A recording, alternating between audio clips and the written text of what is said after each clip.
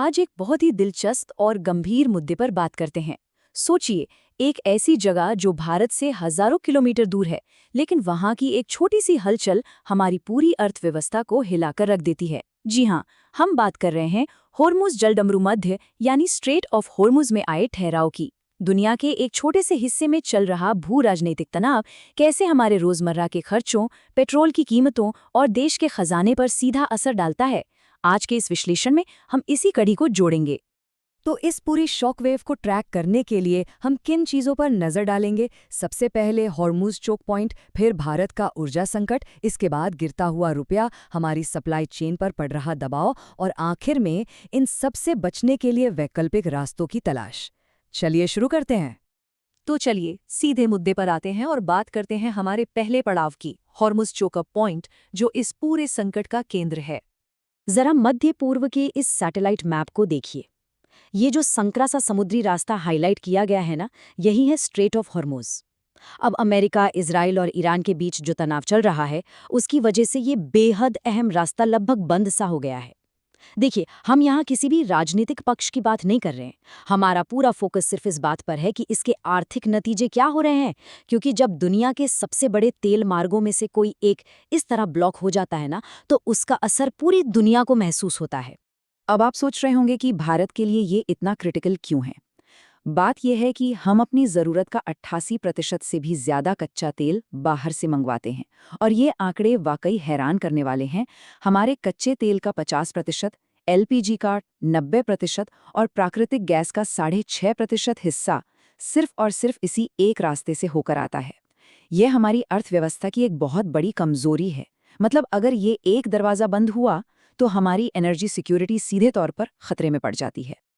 और यहीं से शुरू होता है हमारा दूसरा अहम मुद्दा, भारत का ऊर्जा संकट और कमोडिटी मार्केट पर इसका सीधा प्रहार। जरा इस नंबर पर गौर कीजिए, 30,000 करोड़ रुपए।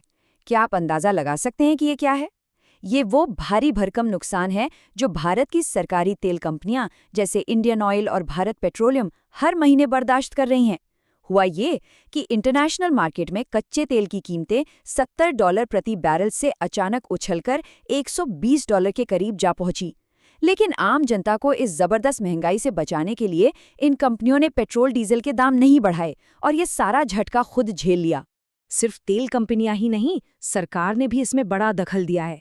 हमारे और आपके लिए लोकल पेट्रोल पंप पर कीमतें न बढ़ें, इसके लिए सरकार ने पेट्रोल पर लगने वाली एक्साइज ड्यूटी यानी उत्पाद शुल्क को 13 रुपए से घटाकर सीधा 3 रुपए कर दिया, और डीजल पर तो इसे बिल्कुल शून्य कर दिया गया।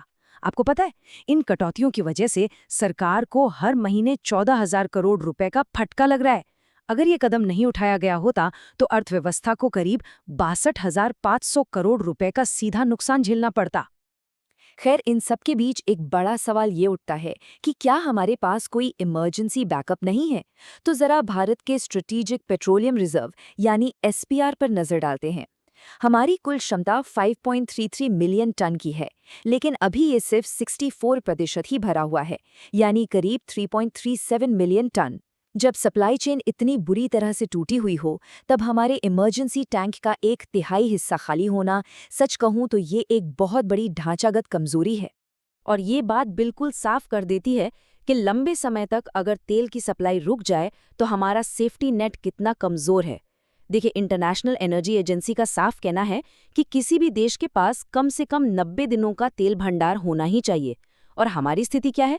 हमारा रिजर्व सिर्फ 9.5 दिनों की जरूरत पूरी कर सकता है। 9.5 दिन, ये वाकई एक बड़ा रेड फ्लैग है। तो जब ऊर्जा संकट गहराता है तो बात सिर्फ तेल तक नहीं रुकती। आइए अपने तीसरे बिंदु पर चलते हैं, गिरता रुपया और मैक्रो इकोनॉमिक शॉक। 95.58 रुपये भारतीय रुपया डॉलर के मुकाबले अपने ऐतिहासिक निचले स्तर पर आ गया है। इसके पीछे का गणित बहुत सीधा है। जब अंतर्राष्ट्रीय बाजार में तेल महंगा होता है तो हमें उसे खरीदने के लिए ज़्यादा डॉलर चुकाने पड़ते हैं।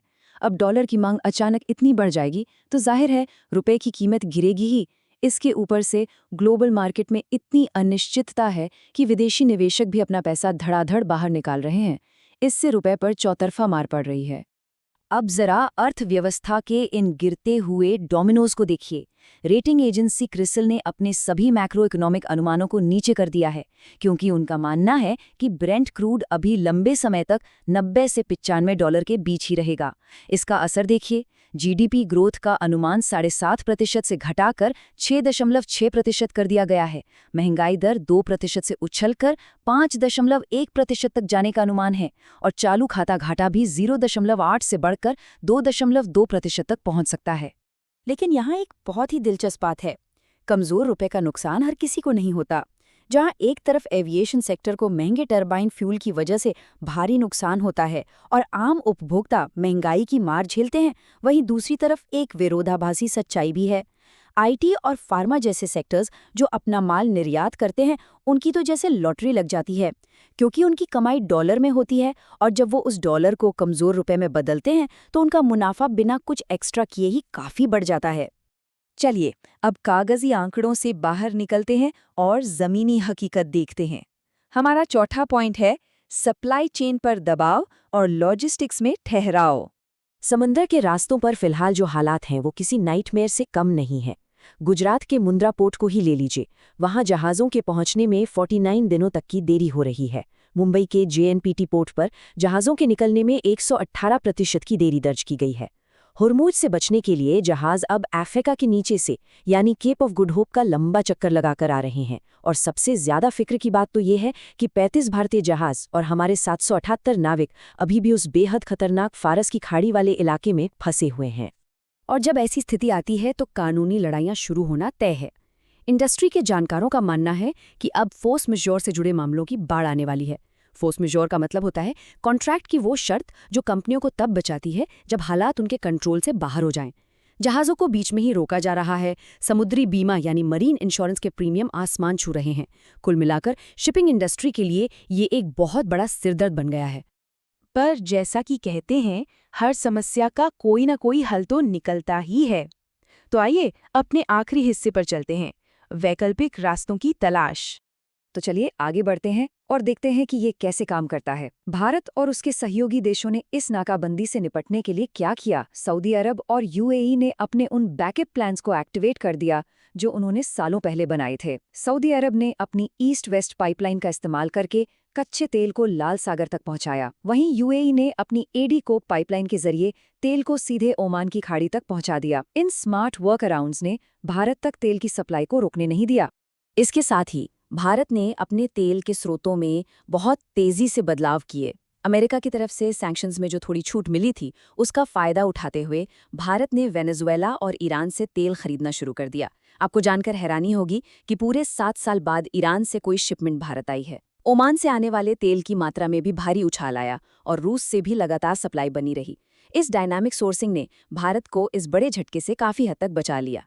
तो इस पूरी चर्चा के बाद एक सबसे बड़ा और अहम सवाल हमारे सामने आता है, भारत खुद को अगले बड़े झटके से कैसे बचा सकता है?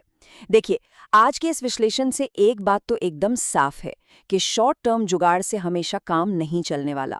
भविष्य में ऐसे भू राजनीतिक झटकों को सहने के लिए हमें अपने खुद के पेट्रोलियम रिजर्व की क्षमता को बढ़ाना ही होगा और एक असली एनर्जी सिक्योरिटी सिस्टम तैयार करना होगा।